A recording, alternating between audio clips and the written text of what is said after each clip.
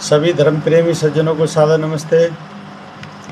साथियों, मैं सत्यप्रकाश आर्य अपने इस यूट्यूब चैनल पर इस स्वाध्याय सत्संग रूपी आध्यात्मिक चर्चा में आपका स्वागत करता हूं। साथियों, उपनिषदों पर बात कर रहे हैं और उपनिषदों की श्रृंखला में मुंडकोपनिषद इस समय प्रसंग में है। तो मुंडकोपनिषद का पहला श्लोक हमने पूरा कर लिया था पिछले दफा। आज दूसरा श्लोक लेते हैं। क्या है दूसरा श्लोक? अथर्वणीया प्रवदेत ब्रह्मथर्वातां पुरोवाञ्चाग्रे ब्रह्मविद्यां स भारद्वाजाय सत्यवाहाय प्राह भारद्वाजोऽङ्गिरसे परावराम। इसका भावार्थ है, ब्रह्मा ने जिस ब्रह्म विद्या का अथर्व को उपदेश दिया। पहले श्लोक में हमने क्या समझा था कि सबसे पहले सृष्टि के पूर्व में जब सृष्टि की रचना हुई तो ब्रह्मा जी उत्पन्न हुए। ब्रह्मा जी ने ब्रह्ममय सृष्टि का निर्माण किया और फिर सृष्टि का निर्माण करने के बाद जो ब्रह्म का ज्ञान है वो अपने पुत्र अथर्व को दिया। अब इसके क्या आगे क्या है? ब्रह्मा ने जिस ब्रह्म विद्या का अथर्व को उपदेश दिया, अथर्वा ने प्राचीन काल में उसका अंगिरा नामक ऋषि को उपदेश दिया। अथर्वा ने वो जो है ज्ञान अंगिरा ऋषि को दिया। अंगिरा ने उसका भारद्वाज गोत्री सत्यवाह को उपदेश दिया और अंगिरा ने इस परंपरागत उसी ज्ञान को भारद्वाज गोत्री सत्यवाह को उपदेश दिया। पिछला अगला जो उपदेश देता गया उसी उपदेश को भारद्वाज ने अंगिरा को दिया। तो इस प्रकार से ये क्रम चल रहा है। अथर्व ने वो ज्ञान दिया किसको? भारद्वाज को, और भारद्वाज ने फिर दिया सत्यवाह को। इस प्रकार से ज्ञान की जो परंपरा चली आ रही है वो ज्ञान इस प्रकार से बढ़ता चला गया। तीसरा श्लोक लेते हैं। शौनको हवे महाशालोंगिरसं विधवदुपसन्नः पप्रक्ष कस्मिन् भगवो विज्ञाते सर्वमिदं विज्ञातं भवतीति। इसका भावार्थ है, कालांतर में शौनक नाम का एक जिज्ञासु हुआ। कालांतर में इसी प्रकार से ज्ञान का भी कालांतर, जैसे जैसे समय बढ़ता है ज्ञान भी एक दूसरे को दे दिया जाता है। तो कालांतर में शौनक का नाम का एक जिज्ञासु हुआ। उसकी बड़ी बड़ी अट्टालिकाएं थीं। वह अंगिरा के पास शिष्टाचार पूर्वक पहुंचा और पूछने लगा, हे भगवान, किसके जानने से यह सब कुछ जाना जाता है? क्योंकि परंपरागत अंतिम ज्ञान किसके पास था? अंगिरा ऋषि के पास। और अंगिरा जी के ऋषि के पास जब ज्ञान था तो उसी समय शौनक नाम का एक जिज्ञासु हुआ और वो गया अंगिरा ऋषि के पास और विनम्रता पूर्वक उसने याचना की कि हे भगवान, किसके जानने से ये सब कुछ जाना जा सकता है?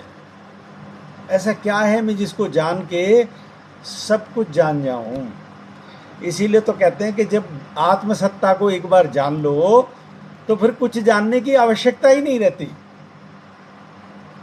अब लगा लो हिसाब, कितने भ्रम में लोग जीते हैं कि कोई भी उपलब्धि है मनुष्य की, कितनी भी बड़ी उपलब्धि है, चाहे वो राजनीति के क्षेत्र में हो, चाहे वो अर्थ के क्षेत्र में हो, चाहे वो व्यवसाय के क्षेत्र में हो, चाहे वो कला के क्षेत्र में हो, किसी भी क्षेत्र में हो, कितनी ही बड़ी व्यक्ति की उपलब्धि हो, लेकिन वो व्यक्ति सदा ही शंकाओं से तब भी घिरा रहेगा। वो इस स्थिति में कभी नहीं पहुंच सकता है जहां पे उसके सारे जीवन के प्रश्न ही गिर गए हों। ये जीवन क्या है, जगत क्या है, आत्मा क्या है, परमात्मा क्या है, ये सारे प्रश्न उसकी पहेली हमेशा के से साथ बने रहते हैं। तो अब लगा दो, ऐसी उपलब्धियों का क्या मूल्य। अरे जो आपके जीवन का ये प्रश्न ही नहीं सुलझा पाए कि जहां प्रश्न रहे ही ना, और इसके लिए बहुत बड़ा जिज्ञासु होना चाहिए। शौनक ऐसा जिज्ञासु था, इसीलिए विनम्रता पूर्वक गया अंगिरा ऋषि के पास और कहा, हे भगवान, ऐसा क्या है जिसके जानने से ये सब कुछ जाना जा सकता है।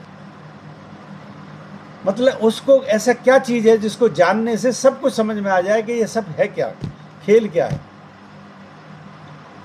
तो कितना अच्छा प्रश्न है। मैं तो कहता हूं जिज्ञासु हो तो ऐसा होना चाहिए।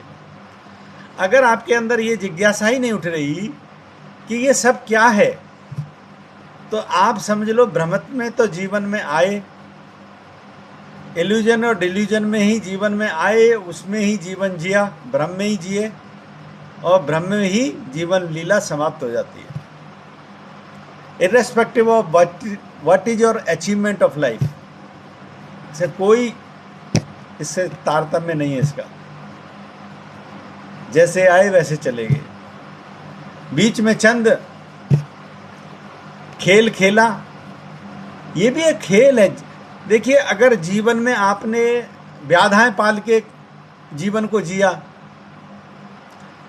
अननेसेसरी का संघर्ष, अननेसेसरी का टेंशन, अननेसेसरी की जो है ना आपाधापी जीवन में अगर पाली, तो समझ लो आपने जीवन का बिल्कुल भी मूल्य नहीं समझा, चाहे कितनी बड़ी उपलब्धि हो। सच बता रहा हूं। और अगर आपने इस जीवन को जिया,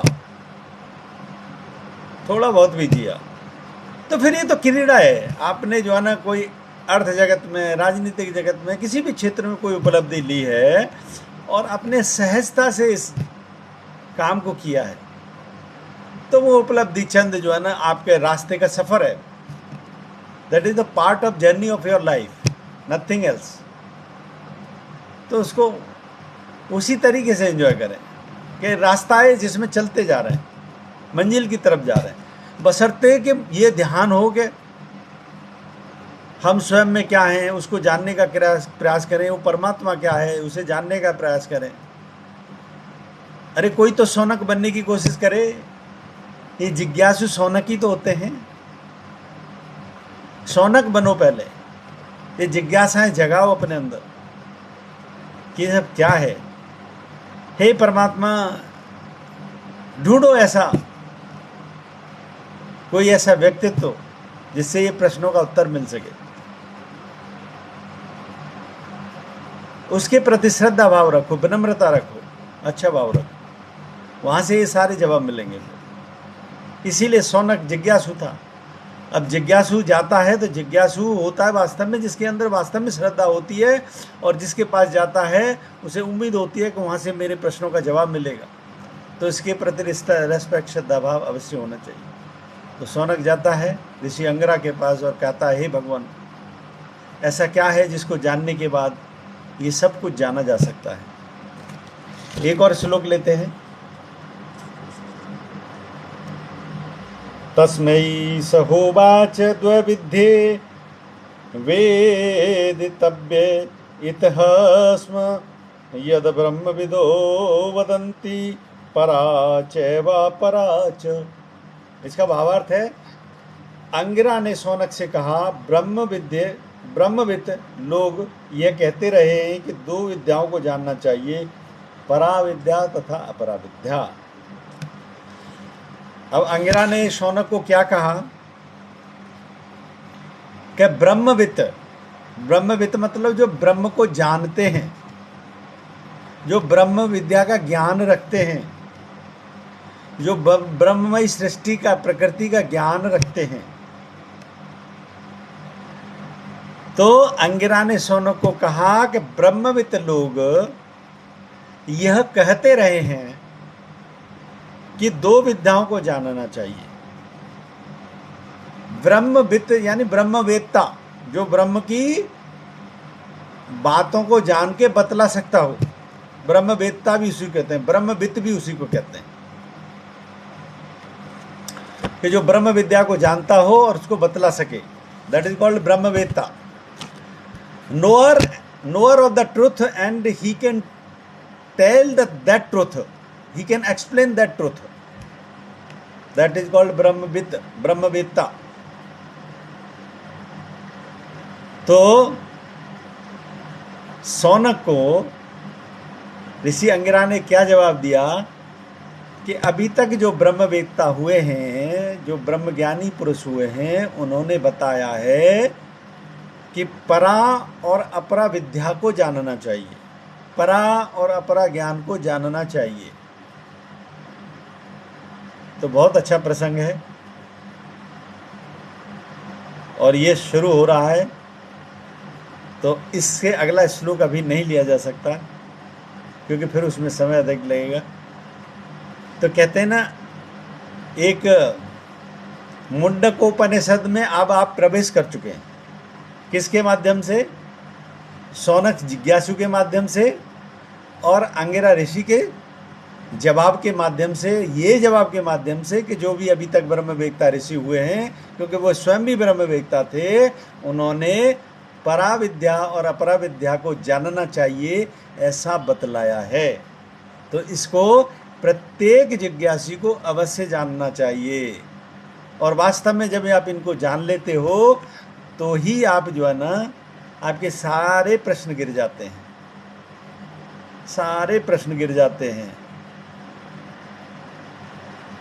क्या परा विद्या है, क्या अपरा विद्या है, ये रहस्य जब समझ में आ जाता है तो कोई प्रश्न नहीं रहता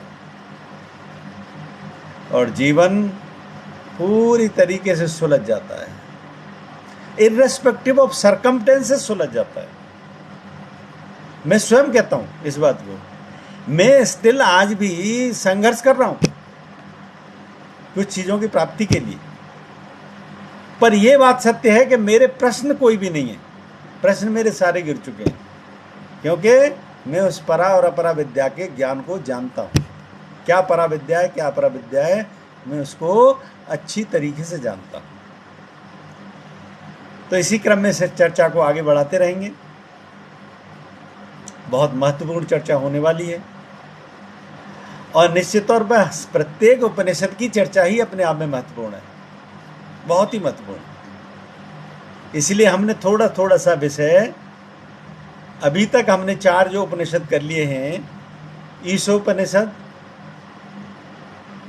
ईश, केन, कठ और प्रश्न, ये 4 उपनिषद हमने कर लिए.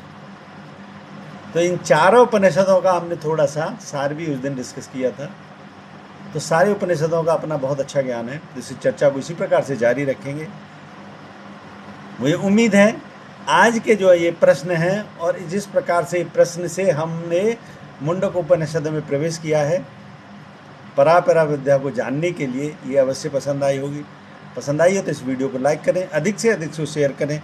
शंका समाधान के लिए कोई प्रश्न है तो कमेंट बॉक्स में लिखें. बने रहे मेरे साथ, बने रहने के लिए बहुत बहुत धन्यवाद. इत्योम सब नमस्ते.